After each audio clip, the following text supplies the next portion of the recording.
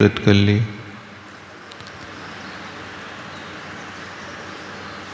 किसी ने और कोई नियम दे दिया तो आपने ले लिया, लेकिन वास्तव में हम यदि श्रावक हैं तो श्रावकाचार का पालन कैसे करना है। अभी अपन ने इतने दिनों में सम्यक्त चरण का स्वरूप समझा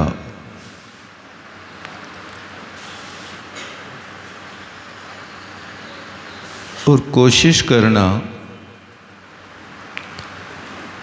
कि उस आचरण को अपने जीवन में लाना।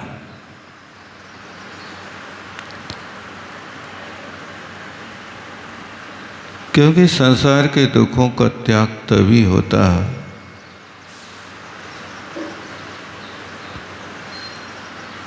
जब संसार के स्वरूप को सुनकर के संसार से भय पैदा हो जाए।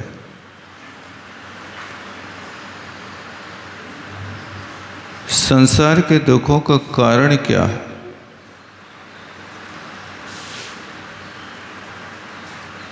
आज तक हमने वो प्रयास किया कि नहीं किया? तो आचार्य उमा स्वामी महाराज ने तत्वार सूत्र के 7वें अध्याय में श्रावक धर्म का कैसे पालन करना है 39 सूत्रों में वर्णन किया।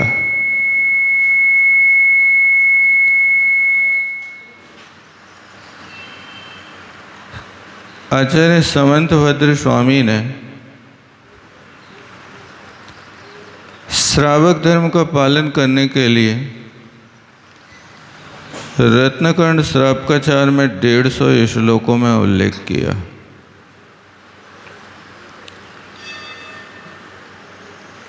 इसके अलावा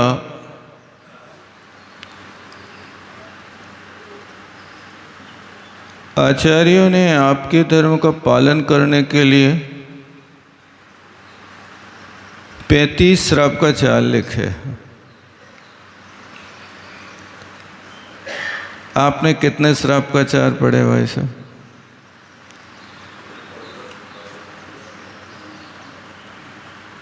कोई बात नहीं, उन 35 श्रावकाचारों में 12 व्रतों का वर्णन, सम्यक दर्शन का वर्णन और सलेखना का वर्णन और इन्हीं 14 चीज़ों के 5-5 अतिचारों का वर्णन, इस तरह से उनने उसमें वर्णन किया। तो श्रावक धर्म का पालन करने के लिए कहाँ से प्रारंभ करें? तो सबसे पहले देखना कि आपका सम्यक दर्शन तो मजबूत हो गया ना। देवशास्त्र गुरु का श्रद्धान और 8 अंगों का पालन कैसे करना है। 8 अंगों का पालन करने के लिए आपके लिए कोई अष्टद्रव्य नहीं चढ़ाना। आपको अपने भावों से और श्रद्धान से आचरण करके बताना है कि हम ऐसा आचरण करेंगे कि मन में कभी कोई शंका नहीं रखेंगे आप्तागम पदार्थ के प्रति। धर्म करने के बाद हम धर्म के बदले में कोई आकांक्षा नहीं करेंगे। धर्म तो करना, लेकिन धर्म के बदले में ये नहीं कहना कि हे पारसनाथ भगवान हमारे लिए ये चीज़ मिल जाए। जो व्यक्ति भक्ति करके कुछ मांगता है ना, तो भक्ति के प्रसाद से उसको जो सुमेरु पर्वत के बराबर सोना मिलना था, यदि तुमने मांग कर ली तो फिर वो राई के दाने के बराबर मिलेगा। क्योंकि जो मांगता है तो मांगने वाले व्यक्ति को जो मांगता है वो उतना ही मिलता है। आप किसी से यदि 100 रुपया मांगो तो वो 100 ही रुपया देगा, 110 नहीं देगा।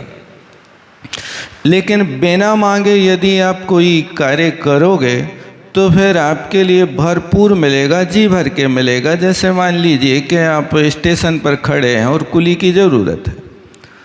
अब कोई कुली को आपने बुला करके कहा भाई मुझे स्टेशन पार करा दे, कितना पैसा लोगे?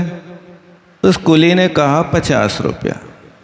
आपने कहा 50 रुपया तो मैं नहीं दूंगा, मैं तो 30 रुपया दूंगा। 2-4 कुली बुलाए, उनने सबने 50 मांगे और आपने सबसे 30 रुपया कहे। अब एक कुली ऐसा आया कि जिसको तुमने बुलाया तो वो कहता हाँ बाबूजी मैं आपको भेज देता हूँ, चलिए आप पैसे बताओ क्या देंगे? तो उसने कहा पैसे की कोई बात नहीं, मैं तो आपकी सेवा करना चाहता हूँ, आपको जो देना हो दे देना। अब इस परिस्थिति में जो व्यक्ति कह रहा है कि मैं आपकी सेवा करना चाहता हूँ, मुझे कोई आवश्यकता नहीं कि आप मुझे 50 रुपया देना कि 5 रुपया देना, और नहीं भी देना तो मैं सेवा कर लूँगा। अब वो कुली आपके साथ व्यवहार कर रहा है, आपसे कोई मांग नहीं कर रहा है, और बड़े प्रेम से आपका सामान भेज देता है, गाड़ी में रख देता है और आपके साथ जय जिनेंद्र करके चलने लगता है। आप बताओ उस कुली के लिए कितना पैसा दोगे? अब उसको 10 रुपया में खिसका दोगे कि 30 रुपया दोगे कि उसको 50 रुपया देने का मन हो जाएगा आपका? अब तो ऐसा व्यवहार देख कर के लगता है कि इस व्यक्ति के लिए तो भरपूर दे देना चाहिए। अब 30 और 20 की कोई बात नहीं है, ले भाई तुम 50 ही ले जा। और वो कहे कि नहीं बाबूजी इतना नहीं, हमें तो कम चाहिए है, इतना नहीं होता हमारा, 40 रुपये दे दीजिए। तो आप कहोगे चलो 10 रुपया का नाश्ता कर लेना। यानी उसने मांगा नहीं, बिना मांगे आप इतने प्रसन्न हो गए कि 30 के 40 दे रहे हो, 10 रुपया नाश्ता के लिए दे रहे हो। दे रहे कि नहीं दे रहे? काम तो उतना ही था जो 30 रुपया दे करके आप दूसरे कुली से कराना चाहते थे। इस कुली के लिए आपने 40 दे दिए, 50 रुपये दे दिए। कारण क्या? बिना मांगे मोती मिलता है और मांगने पर भीख नहीं मिलती है। इस बात को हमेशा ध्यान रखना। इसलिए किसी ने लिखा है कि बिन मांगे मोती मिले, मांगे मिले न भीख, वो मांगन खून सम जामे खींचातानी। जहाँ पर खींचातानी करके मांगते हैं वो दान तो या दो वस्तु है, वो खून के बराबर होती है। इसलिए आप ध्यान रखें कि भक्ति तो करें परमात्मा की, लेकिन बदले में कोई अपेक्षा ना रखें कि भगवान आप हमारी अर्जी सुन लेना। अरे भी तो सब जान रहे हैं। एक व्यक्ति था भाई साहब, वो रोज मंदिर जाता था लेकिन उसको दिखता नहीं था, दोनों आँखों से अंधा था, और भगवान की बड़ी भक्ति करता था। तो एक व्यक्ति ने कहा कि भैया तुम्हें भगवान तो दिखते नहीं हो, तुम रोज मंदिर जाते हो, तुम क्या देखते हो भगवान को, क्या देखते हो मंदिर में? तो उसने बड़ा प्यारा उत्तर दिया, भैया हमें नहीं दिखता तो कोई बात नहीं, लेकिन क्या भगवान को भी नहीं दिखता कि हम तुम्हारे द्वारे पे आ रहे हैं? भगवान को तो दिखता है कि जो हमारे यहाँ उपस्थिति दे रहे हैं, इसलिए हमें नहीं दिख रहा, कोई बात नहीं।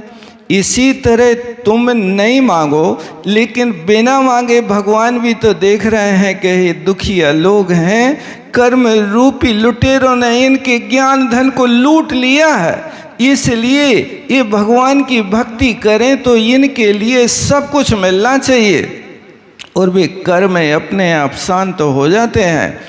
इसलिए ये निकांक्षित अंग की परिभाषा है कि तुम कुछ मत मांगना, लेकिन भगवान की भक्ति जितने उदार भावों से कर सको उतनी करना। एक भक्त भगवान के यहाँ मोती चढ़ा रहा है और कुछ फल नहीं मिल रहा, और एक भक्त भक्ति से प्रेरित होकर के मुट्ठी भर ज्वार के दाने चढ़ा रहा, तब ये ज्वार के दाने मोती बन गए। ये भक्ति का प्रभाव है। इसलिए आप हमेशा सुनते रहते कि बुढ़िया की लुटिया कमाल कर गई।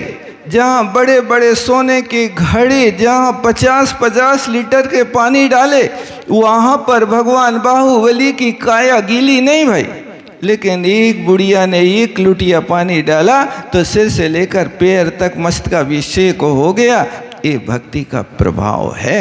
इसलिए बदले में धर्म करना, लेकिन धर्म के बदले में कोई आकांक्षा नहीं करना, अपने आप मिलता है। इसलिए इसका नाम निकांक्षित। ये ध्यान रखना, सम्यक दर्शन का अंग है। और कोई भी घृणित वस्तु को देख करके कभी घृणा नहीं करना। और फिर इसके बाद में अनायतनों से बचने की कोशिश करना।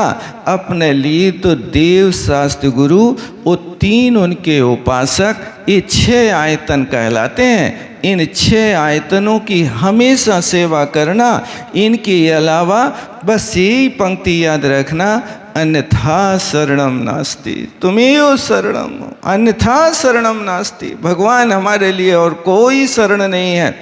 यदि शरण है तो आप हैं। संसार में 4 ही शरण होते हैं, 5वें नंबर की कोई शरण नहीं है।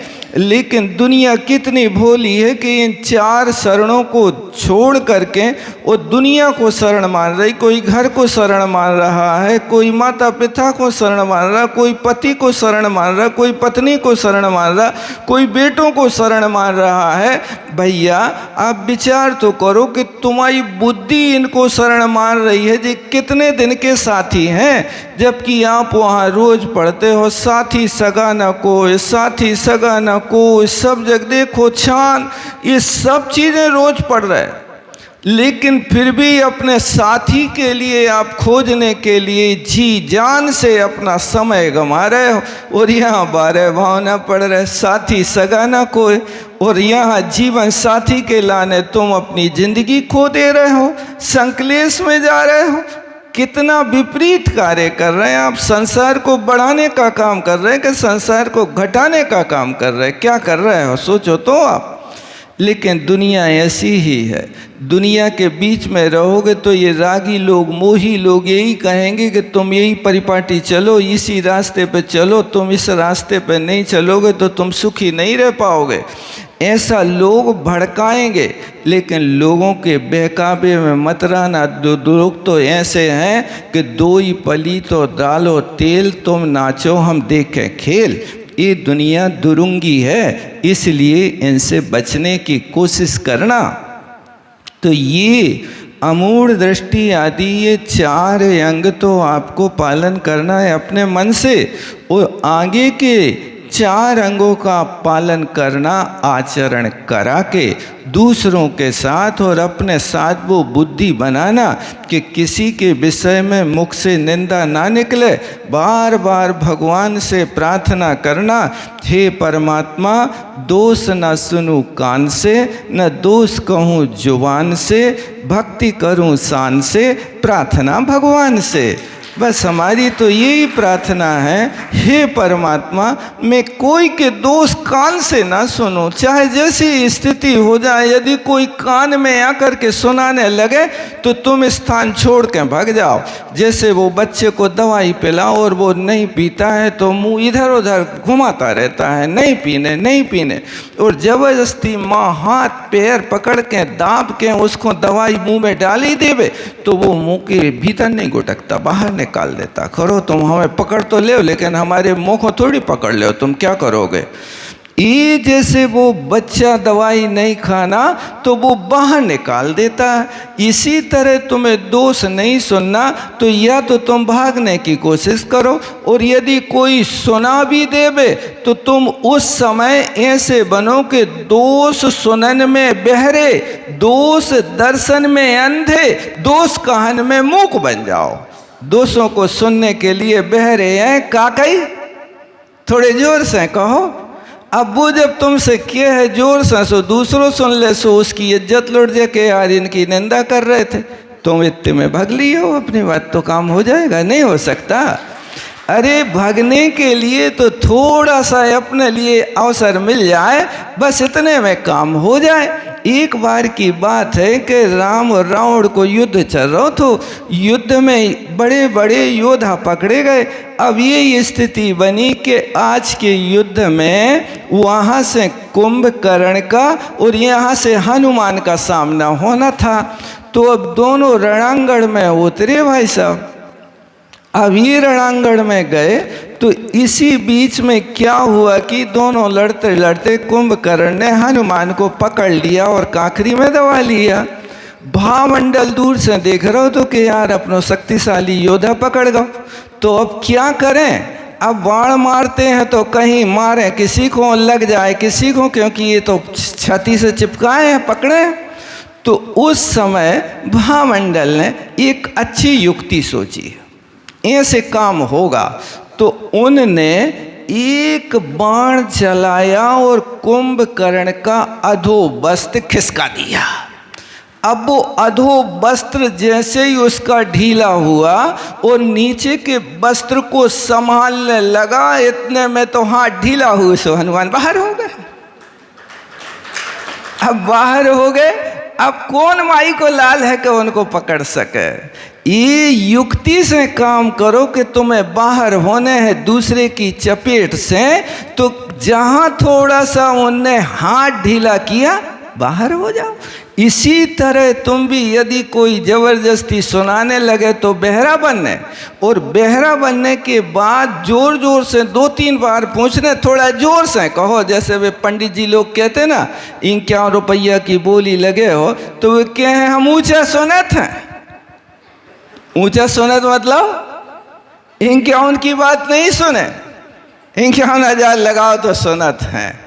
वे ऊंचो सुन नहीं रहे, ऊंचो शब्द सुनबे में लगाने क्या ऊंची राशि में लगाने, काय में लगाने, ये पंडितों की भाषा है। हम ऊंचो सुनत का अर्थ बहरा न समझियो, माने तुम्हारी बोली बोलबे लायक नहीं है, इसलिए हम थोड़ा ऊंचा सुनने की बात कह रहे हैं कि थोड़ी लंबी तो लगा बोली। तो यहाँ पर ये दोष यदि कोई कहता है तो बहरे बन जाओ। वो देखने में आए तो चश्मा चढ़ो हो तो उतार लो, देखने ही नहीं है अपन को। और बोलने की बात आए तो गूंगे बन जाओ, बोलने ही नहीं। ये भगवान से रोज प्रार्थना करना। कौन सी प्रार्थना करना, क्या करना? हे भगवान, दोष ना सुनूं कान से और न दोष कहूँ जुबान से, भक्ति करूँ शान से। प्रार्थना भगवान से, बस परमात्मा मुझे इतना दे देना। यदि ये तुम पालन कर रहे, तुम्हारा उपगुहन अंग का पालन हो रहा, तुम सम्यक दृष्टि बन रहे, सम्यक दर्शन का पालन कर रहे हो, ये कार्य कर रहे हो, तो ये कौन सा अंग हो गया तुम्हारा? उपगुहन अंग हो गया। और कोई धर्मात्मा धर्म से पतित हो रहा है तो अपने 100 काम छोड़ करके उसको धर्म में स्थित करना। जैसे बारी सेन महाराज ने पुष्प डाल को घर की ओर जाते हुए देख करके उनने महावीर के समोशरण का विकल्प छोड़ दिया। महावीर तो बाद में मिल जाए, लेकिन एक मुनि घर में चला गया और कई रमणी ने उसको अपने घर में रोक लिया, तो इसकी तो जिंदगी खराब हो जाएगी। ये स्थिति कारण है। आपका भी कर्तव्य है कि आज की पूजा छूट रही तो कोई बात नहीं, लेकिन एक धर्मात्मा धर्म से पतित हो गया तो जब तक वो धर्म में स्थिर ना हो जाए तब तक आपके लिए दूसरा काम नहीं करना। ये मत कहना कि हमें दुकान जाने हैं, ऑफिस जाने हैं, हम समय हो रहा हो, ये हो रहा हो, हम ज़्यादा तो समय नहीं दे। अरे सम्यक दर्शन पालने के लिए समय नहीं दे सकते तो काहे के लाने तुम्हारे पास समय? सम्यक दर्शन हमारा मूल गुण है और वो उसका अंग है। ऐसा स्थितिकरण अंग का पालन करना। और फिर वात्सल्य है कि धर्मात्मा को देख करके हृदय प्रफुल्लित तो हो जाए और होठों पे मुस्काने आ जाए। धन्य है गुणी जनों को देख हृदय में, मेरे प्रेम उमड़े आवे। गुणी जनों को देख करके मन ऐसा खिल जाए जैसे सूर्य को देख करके कमल खिल जाता है। ये गुणवंतों के दर्शन, क्योंकि हम रोज पढ़ते हैं वंदे तद्गुण लब्धये, उन गुणों की प्राप्ति के लिए तो मैं वंदना कर रहा हूँ। ये अंग वात्सल्य होता है, किसी दूसरे से नहीं, अपनी आत्मा से वात्सल्य करना है और प्रभाव न करना। कैसे करना? प्रभावना वो कहलाती है कि आप ऐसा आचरण करो कि जिस आचरण को देख करके मिथ्या दृष्टि भी कहें कि अहो जैन धर्म धन्य है, धन्य है, इस धर्म की महिमा तो अलौकिक है, कौन इसको धारण कर सकता है, ये बहुत गजब का है। इस प्रकार की आचरण से दूसरे लोगों को भी प्रभावित करना, इसका नाम प्रभावना अंग है। इस तरह से आपका ये सम्यक दर्शन का वर्णन इतने दिनों से चल रहा, इन 8 अंगों को संभाल के रखना, सम्यक दर्शन को संभाल के रखना। अब जब तुम पूर्ण रीति से इसमें पारंगत हो गए तो अब ऐसा नहीं कि अब जिस क्लास से पास हो गए तो वही क्लास में फिर से थोड़ी पढ़ो, अब तो आगे बढ़ो ना। अब जब सम्यक दृष्टि बन गए तो चौथे गुण स्थान से अब एक गुण स्थान और बढ़ाओ। कौन सा गुण स्थान? 5वां बढ़ाना कि 7वां बढ़ाना, कौन सा करना है? यदि आप 7वें गुण स्थान की तैयारी नहीं कर सकते, मुनि नहीं बन सकते, तो कम से कम अब श्रावक धर्म के आचरण करना। इसलिए वो श्रावक धर्म का वर्णन जो प्रवचन सार में कहा है, उस प्रवचन सार में तो संक्षेप में कहा है। मैं तुम्हें विस्तार से उमा स्वामी महाराज ने जो आदेश दिया है उस आदेश का तुम पालन करना। और उनने 7वें अध्याय में ये बहुत प्यारा वर्णन किया है, बहुत सरल है, आचरणीय है। इसलिए प्रारंभ कहाँ से करते? देखो, व्रत की परिभाषा बना रहे हैं। अभी तक तो सम्यक दृष्टि थे, अब यदि आप सम्यक दृष्टि बन करके आगे अपना कदम बढ़ाते हो तो ये क्रिया करना। क्या क्रिया करना? हिंसा नृतस्तेया ब्रह्म परिग्रहेभ्यो विरति विरतम। अब ये विरति शब्द देखो सबके साथ लगाना। हिंसाया वृत्ति, अनृतात वृत्ति, स्तेयात वृत्ति, अब्रह्मणा वृत्ति और परिग्रहात वृत्ति, ये 5 चीजें हैं। इन 5 चीजों के विरति माने त्याग करने से व्रती बनते हैं, व्रत होता है। तो हिंसा जो है वो 2 प्रकार की है, एक स्थूल हिंसा और एक सूक्ष्म हिंसा। यदि आप ग्रस्त अवस्था में हो तो सूक्ष्म हिंसा के त्यागी नहीं हो सकते। स्थूल हिंसा का त्याग यानी 2 प्रकार के जीव हैं, एक त्रस और एक स्थावर। तो आप त्रस जीवों का मारने का संकल्प पूर्वक त्याग कर दें। मैं कभी जान करके किसी जीव को नहीं मारूंगा, चाहे जैसी भी स्थिति हो। ये त्रस हिंसा को त्याग वृथा थावर न संगार। देखो, ये भी विवेक रखना। त्रस हिंसा का, त्रस में कौन से आते हैं? चींटी आ रही, 2 इंद्री लट आ रही, मक्खी आ रही और जीव जंतु सांप चूहा आ रहे। इन त्रस जीवों का संकल्प पूर्वक नहीं मानना। किसी भी व्यक्ति से कभी मत कहना कि मैं तुम्हें मौत के घाट उतार दूंगा। उस व्यक्ति को मारो या ना मारो, लेकिन तुमने ये वचन बोल दिए तो तुमने उस व्यक्ति को वचनों से मार डाला। और ये वचन योग संबंधी हिंसा का दोष पूरा 302 धारा का केस बनेगा। अब वो 302 की धारा तो तब लगेगी जब व्यक्ति को मार डालोगे, ये लोक व्यवहार है। लेकिन वचनों से और मन से मार डाला तो तुम्हारे कर्मों ने, कर्म रूपी पुलिस ने 302 धारा के केस में, कत्ल के केस में तुम्हें पकड़ लिया। अब वो जो कर्म रूपी पुलिस है, एक कर्म रूपी पुलिस कोई रिश्वत लेके नहीं छूटती भाई साहब, वो बहुत ईमानदार है। यहाँ की पुलिस में पकड़ जाओ तो 10-5 लाख की रिश्वत दे के बाहर आ जाओ, लेकिन कर्म रूपी पुलिस पकड़ लेवे तो पूरा कर्म भोगना पड़ेगा, बिना भोगे वो छुटकारा नहीं मिलेगा। इसलिए कभी बचनों से भी मत संकल्प करना कि मैं तुम्हें मार डालूंगा। और कई बार ऐसा होता है कि आपके घर में चूहा बहुत हो गए, कई लोग आते हैं महाराज प्रायश्चित दे दो, चूहा मर गो। अब प्रायश्चित तो आचार्य महाराज देंगे, लेकिन ये बताओ कि चूहा मारवे की गोली तुमने बुद्धि पूर्वक रखी कि वो आकाश से टपकी? कहां से आई वह गोली बताओ? तुमने रखी ना बुद्धि पूर्वक, और तुम्हें पता है कि ये गोली काय की है? चूहा के जीवन दान की कि चूहे के जीवन हरण की? काय की है? उसके तुम डॉक्टर बन रहे कि हत्यारे बन रहे? क्या बन रहे? अब चूहा मार के प्रायश्चित ले हो, शुद्ध हुई हो कि नहीं हुई?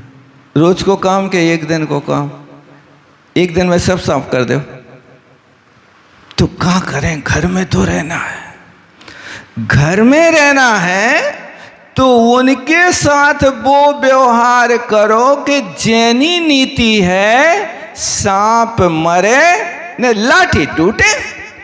घर में सांप घुस गया है तो सांप पे लाठी न पटकियो, लाठी तो जमीन में पटक पटक के डरा डरा के उस सांप को धीरे से घर के बाहर की गली दिखा दो, सुबह बाहर हो जाए और तुम दरवाजे लगा के सो जाओ। ये जैनी नीति है। अब वो लाठी जमीन में पटकने की अपेक्षा कांच सांप की थुतरी पे पटक दई और कहो गलती हो गई। ये तो बहुत बड़ा दोष कर दिया तुमने। ये हिंसा से बेरत होना, तब अणुव्रती बनोगे, तब आप सम्यक दर्शन के साथ पंचम गुण स्थान को प्राप्त करोगे, जब संकल्पी हिंसा का त्याग कर दोगे।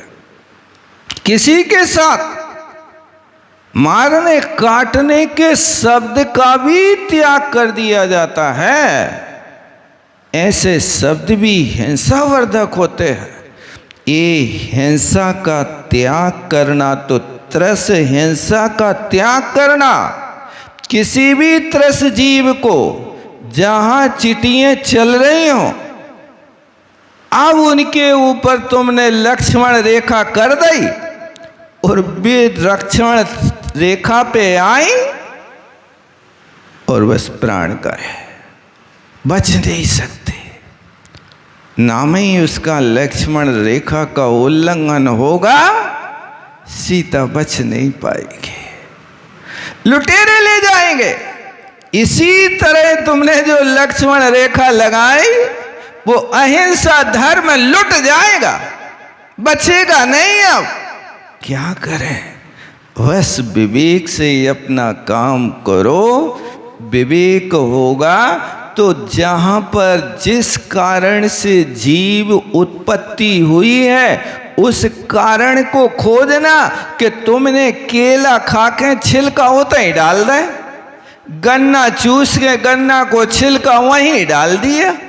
विवेक तो तुम्हारा था कि ऐसे स्थान पर रखना कि जहाँ इन त्रस जीवों की उत्पत्ति ना होवे। ये तो तुम्हें पहले से ध्यान रखना था। इसलिए ये त्रस हिंसा का त्याग होना चाहिए। संकल्प करना चाहिए मैं किसी जीव को नहीं मारूंगा, क्योंकि हर जीव को अपने प्राण प्यारे होते हैं। और फिर स्थावर वृथा न संहार है। स्थावर कायिक में भी पृथ्वी कायिक, जल कायिक। अब पृथ्वी तो भले ही रोज ने खोदत हो, कोई बात नहीं, लेकिन जल कायिक के साथ आप कैसा व्यवहार करते भैया? गर्मी के दिनों में तो लोग नल के नीचे बैठ करके और ऊपर से नल की धारा ऐसी चलाते हैं जैसे शांति धारा चलती है। वहाँ पर तो बिल्कुल आधा घंटा आसन मार के लोग नल की धारा के नीचे जब तक न बैठे तब तक तुम्हें शांति न मिले। आप क्या कर रहे हो? जो पर को दुख दे सुख माने उसे पतित मानो। उन जल कायिक जीवों की हिंसा करके तुम बाथरूम से बाहर निकल रहे और आनंद मना रहे। आनंद आ गया, परमानंद आ गया, शीतलता आ गई। अरे तुम्हें शीतलता आ रही है? कितने असंख्यात जीव को नाली में बहा के, सोड़ा के और सावन के पानी में मौत के घाट उतार रहे हो और आनंद कह रहे हो? आनंद कहाँ है? ये सोच लेना, आप आनंद नहीं ले रहे हो। हिंसा नंदी रौद्र ध्यान में डूब रहे हो। समझ रहे? तू का ये स्नान छोड़ दे बे? अरे भैया, आप शुद्धि तो करना, लेकिन इतने पानी से करना कि जैसे आप शरीर में तेल लगाते हो तो सिसिया सीधी खोल दे। कैसे तेल ले तो आप हाथ में लगावे के लाने? बताओ ऐसा, बता तो दो एक आध बार प्रैक्टिकल करके। ढक्कन खोल के और सीधा लगाया और सिर पे डाल के माथे से लेकर के पैरों तक कर दी धारा। 100 ग्राम की सिसिया कम से कम 8 दिन चलत है। चलती कि नहीं चलती भाई से? चलती ना? 100 ग्राम चल जाता 8 दिन है? एक महीना। और यदि यत्र की होवे तो 6 महीना। आप लगा तो रहे हो तेल, जैसे 100 ग्राम तेल आप 1 महीना चला ले तो ऐसे 1 लीटर पानी एक दिन नहाने के लिए खर्च होना है, आधा लीटर होना। तब तो तुम दया मूर्ति कहलाओगे, तब तो तुम पंचम गुण स्थानवर्ती सुधि श्रावक कहलाओगे। शरीर की शुद्धि करना है, लेकिन एक दिन के नहाने में कितना लीटर पानी जाता है वैसा एक आध दिन नाप के तो रख लेना बाल्टी में और फिर प्रयोग करना। कितना लीटर? 10 लीटर हो जाता। 10 लीटर में निपट जाता। 5 लीटर। देखो अलग अलग मिल जाए ग्राहक आपको। ऐसे कोई ऐसे भी होंगे कि 1-2 लीटर में भी नहाते हैं। हाथ उठ रहे पीछे से, 2 लीटर में नहा लेते। बहुत अच्छा। अब मैं कहता हूँ, हाँ ये भाई कह रहा कि हम तो आधा लीटर में नहाते हैं। नहाना क्या है? अरे अंजलि भर पानी लो, शरीर पे थोप दो, लगा दो और फिर एक नेपकिन लेके पोंछ दो, बस स्नान हो गया। और क्या है? शरीर शुद्धि यही तो करना है। क्या करना है और तुम बताओ? अब वो पानी आप बहा रहे हो तो वो पानी बहाने कोई धर्म है क्या? ये व्यवहार शुद्धि है। इस व्यवहार शुद्धि को विवेक से पालन किया जाता है। ऐसा नहीं कि तुम जाकर के और वहाँ पुल में कूद रहे हो और कितने जीवों को घात कर रहे हो, आनंद ले रहे। एक महानुभाव आए, बोले महाराज हम तो रोज़ आ जाएं, लेकिन अब जाने तो पड़त होते। कहाँ जाने पड़त? स्विमिंग पूल में जाते हैं सुबह सुबह, वहीं घूमते हैं, वहीं 1.25 घंटा 1 घंटा फ्री में हो जात। नहीं, 100 रुपया तो रोज देना ही पड़ता है। यानी 100 रुपया वहाँ नहावे के आधा 1.25 घंटा पुल में डूबे रहने के दे देता है, लेकिन यहाँ बिना पैसों के ज्ञानामृत के कुंड में डुबाएं तो नहीं आता है। कैसी विचित्रता। और हमसे कह रहा हूँ महाराज हम यही से नहीं आ पा रहे, नहीं तो हम तो रोज आ जाएं। वाह, बहुत बड़ी होशियारी की बात करके बता रहा है। हमने कहा जाओ बेटा तुम वहीं नहाते रहो, अब तुम कब आई क्यों नहीं थे महाराजों के पास, नहीं तो तुम्हें धर्म को रंग चढ़ जाए तो तुम फिर रोज से छूट ही जाओ 100 रुपया रोज नहावे के पानी से। कहने का मतलब है कि स्थावर हिंसा, ये भी विवेक रखना कि आप अपने व्यवहार में इतनी मात्रा में करना, क्योंकि वे तो जीव हैं, उन जीवों की रक्षा करना भी तो आपका दायित्व है। इसलिए उस पानी का प्रयोग करना तो बहुत अल्प मात्रा में करना। एक दिन में आपके पानी का कितना खर्च आता है, ये एवरेज मैंने सुना था कि जब आचार्य श्री कुंडलपुर में विराजमान थे और पंचकल्याणक अप्रैल माह में होने की डेट फिक्स हो रही थी, तब उस समय एक व्यक्ति ने आकर के कहा था कि अप्रैल में यदि अपन करेंगे तो पानी की समस्या बहुत बनेगी। 24 घंटे में पंचकल्याणक में एक व्यक्ति के लिए 80 लीटर पानी देना हम पुजा नहीं पाएंगे। यानी एक व्यक्ति 80 लीटर पानी खर्च करेगा 24 घंटे में, नहाने में, धोने में, कूलर में, एसी में और काय में। उस व्यक्ति ने एवरेज निकाल के सुनाया था। तब आचार्य श्री ने तत्काल निर्णय किया इस घोर हिंसा से बचना है, और वो उन्हें फरवरी माह में ही उस कार्य को संपन्न कर लिया था। ये बात तो अभी 3-4 साल पहले जब पंचकल्याण कुंडलपुर में हुआ था, 8 दिन के अवसर पर पूरा का पूरा तैयारियां युद्ध स्तर पर हुई थीं। वो उसका मूल कारण था कि एक व्यक्ति को 80 लीटर पानी का खर्च वो उन्होंने निकाल के रखा था। तो ये अपन विवेक रखें कि स्थावरों का आप ये न सोचें कि पानी सस्ता है। पानी सस्ता नहीं, बहुत महंगा है। आप पैसों से आकलन करते हो, एक बूंद पानी में आज के वैज्ञानिक ने भी 36,450 जीव देख ले। ये तो गिनती है, ये तो इतना बता रहा, लेकिन जैनाचार्य कहते हैं बेटा अभी तुम बहुत पीछे हो, इतने नहीं हैं। कितने हैं? संख्यातीत, असंख्यात जीव है।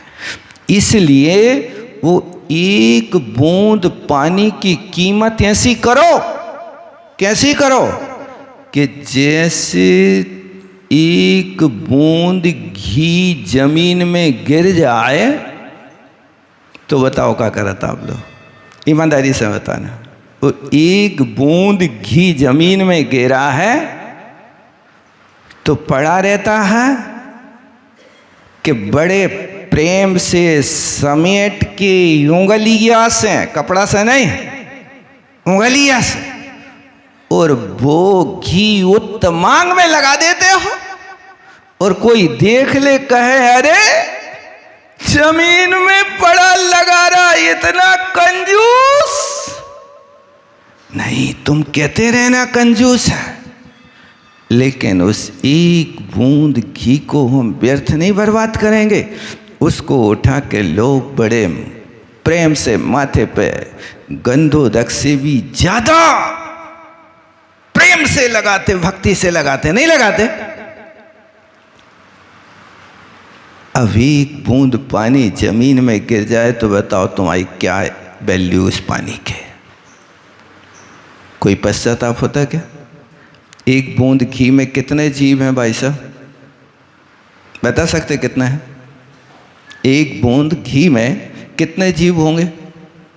कुछ भी नहीं, वो तो अग्नि परीक्षा दे करके बना, अभी उसमें जीव है ही नहीं। लेकिन एक बूंद पानी, अनछने पानी में कितने जीव हैं बताओ? असंख्यात हैं कि नहीं? तो तुम्हारी दृष्टि में जब तुम सम्यक दृष्टि बन गए, अणुव्रति बन गए, तो तुम्हें एक बूंद घी से ज्यादा एक बूंद पानी की कीमत करना है कि घी की कीमत करना? किसकी करेगा बताओ? समय हो गया। जावाणी के ज्ञान से सूझे लोकालोक, सोवाणी मस्तक धरो सदा दे। हे चिन्वाणी भारती तो जपो रहे, जो तेरो शरणागत सो पाव सुख चैन। देव बचो हंत को, गुरु सेवा निर्गंध, दया धर्म पालो सदा यही मोक्ष का।